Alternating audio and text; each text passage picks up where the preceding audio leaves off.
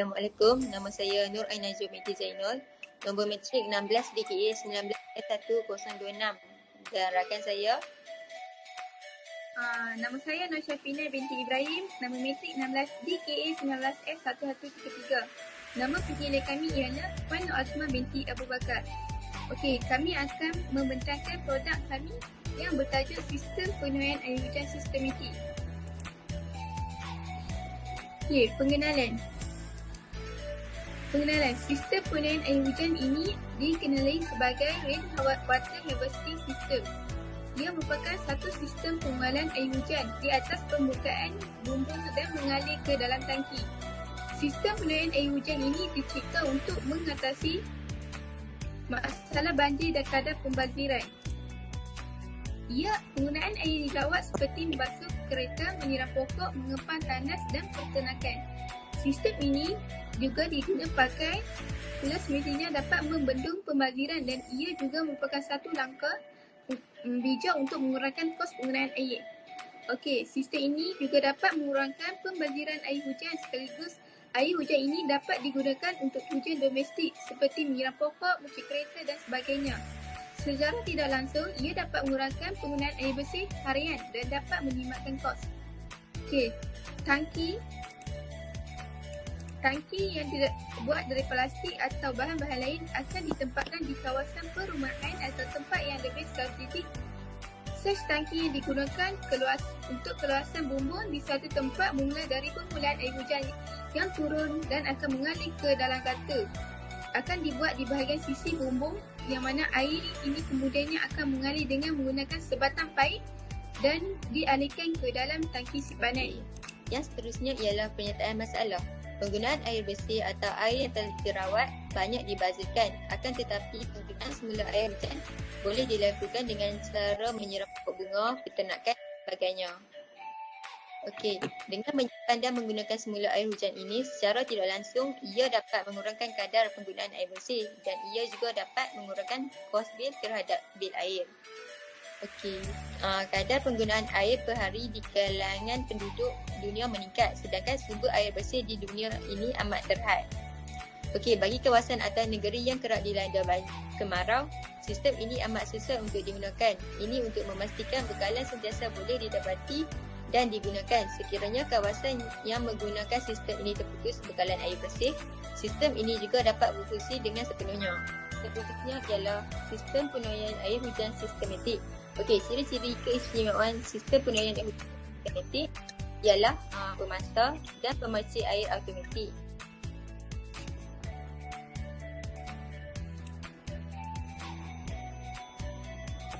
Okey, seterusnya ialah bahan dan peralatan. Bahan dan peralatan yang digunakan untuk menghasilkan sistem penuraian air hujan sistematik. Tangki yang mengandungi 494 liter, kemudian irrigation auto timer, paip, gata, pemercik air, bilik air, filter flush dan paip. Seterusnya, ini adalah gambar produk yang berjaya kami laksanakan.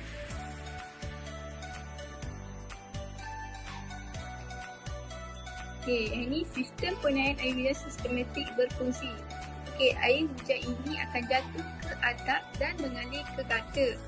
Okey, apabila air hujan jatuh ke gata, air akan mengalir ke paip. Okey, seterusnya air hujan akan mengalir melalui paip dan memasuki ke dalam tangki. Dan tangki ini mengurangi air hujan dan dikenal pasti sebagai tangki penyimpanan. Lepas itu, air simpanan dari tangki akan mengalir ke auto timer. Auto timer ini telah diset sebanyak 2 kali sehari pada pukul 8 pagi dan 5 petang.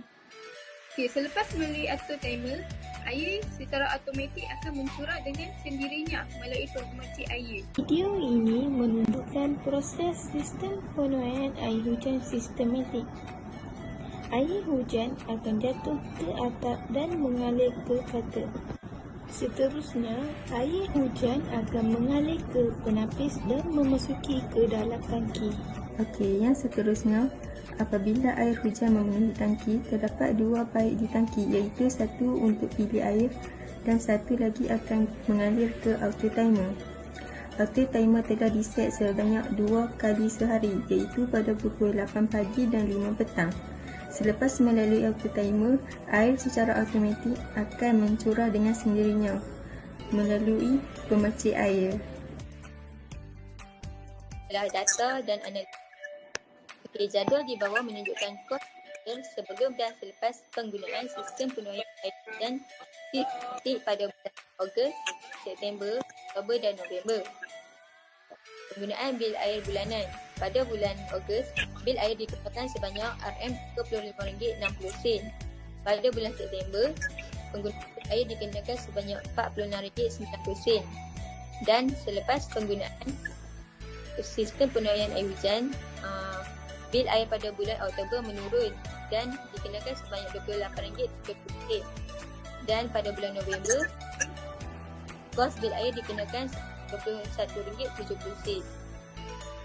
Seterusnya, pengurangan penggunaan bil air. Bil penggunaan air bulanan Oktober dan November menunjukkan menurun. Okey, lepas itu purata penggunaan bil bulanan pada bulan Ogos dan September menunjukkan purata RM41.25. Dan pada bulan Oktober dan November menunjukkan purata RM sebanyak RM25.20. Penurunan penggunaan bil kos air secara purata adalah RM16.05. Seterusnya, kesimpulan secara keseluruhan yang kami dapat ialah sistem penuaian air hujan sistematik ini adalah sangat disarankan agar dapat dipasang setiap kediaman di mana ianya secara tidak langsung dapat menyelamatkan masa dan kos bil air bagi setiap pengguna. Ciri-ciri sistem pemasa dan pemercik air automatik yang digunakan adalah sangat membantu dalam penjimatan masa untuk kerja-kerja siraman dan juga dapat menjimatkan bil air bulanan bagi pengguna.